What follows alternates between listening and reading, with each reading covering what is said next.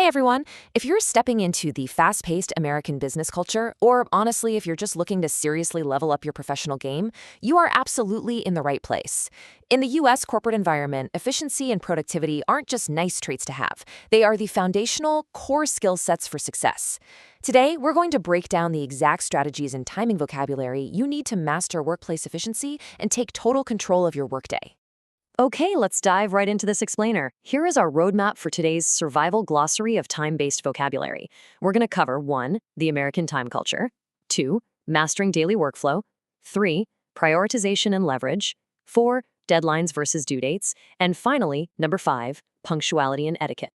All right, kicking things off with Section 1, the American time culture. Time is money. You've probably heard it a million times, right? But here's the thing. In the US workplace, it's not just a catchy slogan. It is literally the fundamental premise of the entire macro culture. Time is treated as a highly valuable, highly measurable commodity. It's something you spend, save, and invest, exactly like you would with cash. If you want to lower your workplace stress and truly thrive, you have to adopt this mindset. And the best way to do that is by internalizing the exact definitions of corporate timing vocabulary, so you are always speaking the same language as your managers and your peers. Moving right along to Section 2, mastering your daily workflow. So, what actually is time management? Well, by definition, it's the conscious process of organizing and planning how to divide your time between specific activities. Now, notice the word conscious in there. That's key. This is an active, intentional process. It is absolutely not just about working harder and burning yourself out. It's entirely about working smarter. To optimize your day, successful professionals actively estimate exactly how long specific tasks will take, and they fiercely protect their schedules from outside interference. Now, to really dial in your day, you've got to understand the tug-of-war between two crucial timing concepts. First up is workflow, which is simply the sequence a piece of work passes through from start to finish. And on the flip side, we have procrastination, which is the unnecessary delay of that work. Think of your workflow as the smooth, paved path your projects take when you're completely focused. Managing your time is essentially a daily battle to protect that workflow from the friction and the distraction of procrastination. Which brings us to Section 3, prioritization and high-leverage tasks. Let's be real for a second. With a busy schedule, you simply cannot do everything at once. There just aren't enough hours in the day, and that requires prioritization, which means deciding the exact order for dealing with tasks according to their relative importance and urgency. When everything feels like an emergency, a structured to-do list or a digital task manager becomes your absolute best friend. It literally forces you to rank your responsibilities rather than just emotionally reacting to them as they pop up in your inbox. But how do you actually decide what goes at the top of that list? Enter high-leverage tasks. These are activities that yield a massive return of results for the amount of time and effort you invest. True prioritization means distinguishing between what is simply urgent, like a random email ping that just interrupted your flow, and what is truly important. You want to scan your workload, locate those high-leverage items that deliver the biggest impact, and strategically tackle those first. Okay, let's hit Section 4, deadlines versus due dates. This might honestly be the single most crucial vocabulary distinction in the American corporate environment. First, we have a deadline. This is the strict, absolute latest time or date by which a task must be finished before there are real negative consequences. Think of a bomb clock ticking down to Friday at 5 p.m. EST. Then we have a due date. This is simply the specific calendar day assigned for a task or project to be submitted to a manager or client.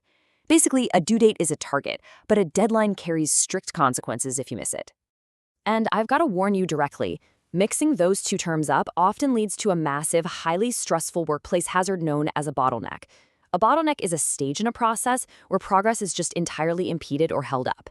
If you treat a soft due date like a hard deadline or vice versa, you're going to end up creating a last-minute bottleneck that delays the entire project and severely frustrates your team. Mastering timing words means knowing exactly when a project simply must move forward. So how do we avoid that panic? Well, by using a structured timeline. On day 1, you build in a buffer. Always give yourself extra time for the unexpected. On day 2, you create a milestone schedule. A milestone is just an action or event marking a significant stage in a project. Day 3, you track your progress incrementally against those specific milestones. And finally, on day 4, you make your final submission right on the due date, completely avoiding that dreaded bottleneck. And finally, we wrap up with Section 5, punctuality and professional etiquette. Whether you're walking into a physical conference room or just clicking a virtual meeting link, punctuality, the habit of being on time for meetings or shifts, is absolutely huge. But in the US corporate environment, it represents so much more than just watching the clock. Being punctual is seen as a direct reflection of your overall professionalism. It signals your fundamental respect for your colleagues' schedules and proves that you genuinely understand the value of their time.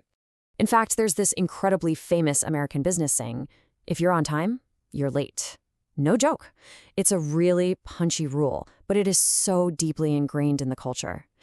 The expectation isn't just that you arrive exactly on the dot. The real expectation is that you are settled, prepared, and ready to actively engage the very second the meeting is scheduled to begin.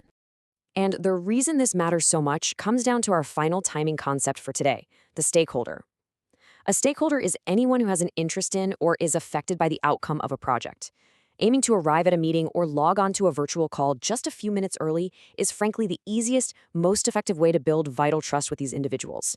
It shows your teammates, your managers, and your clients that you are reliable and deeply invested in the collective effort. So let's bring it all together. What are the core benefits of mastering this foundational toolkit? By actively organizing your time, distinguishing between your deadlines and due dates, identifying those high-leverage tasks, and maintaining strict punctuality, you are going to significantly lower your workplace stress. You'll build deep trust with your stakeholders, you'll totally optimize your daily workflow, and ultimately, you will greatly accelerate your entire career trajectory. Well, we've covered a ton of ground in this explainer today, from overarching cultural concepts to highly specific, actionable steps and timing vocabulary designed to protect your workflow. Now I want to turn it over to you and leave you with this final thought. Take a look at your own daily routine and ask yourself, what is your absolute favorite time management tool?